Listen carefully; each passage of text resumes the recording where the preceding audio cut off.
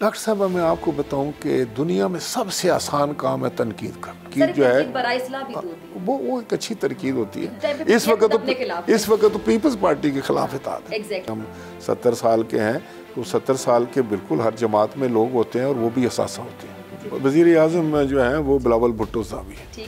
आप इंतखाबात से पहले ही इंतखाबात को कंट्रोवर्शियल कर देते हैं। यही बात जरदारी साहब ने भी कही थी कि ज़रा धीरे धीरे चलें, सोच समझ कर कदम रखें। अचानक से दोनों पार्टियों में इतने इख्तिलाफात हो गए, इसकी वजह क्या समझ आ रही है? इलेक्शन, अगर सियासतदानों का आपसे टॉपिक ले लिया जाए तो आपका टीवी कैसे चलेगा 24 घंटे? इतना भी हम इंतजार नहीं कर सकते कि 8 फरवरी तक इंतजार कर लें। 11th आवर पे पिक्चर चेंज भी हो रही है, जो आपको नजर आ रहा होता है। ज्यादा कंफ्यूजन कौन फैला रहा है आपको बता दीजिए। मुझे नहीं पता यार, मुझे नहीं पता, सारे ही हम चला रहे हैं, मैं भी उसमें शामिल। देखिए प्रोग्राम ऐसे नहीं चलेगा डॉक्टर फिजा खान के साथ आज रात 10 बजे सिर्फ बोल न्यूज पर।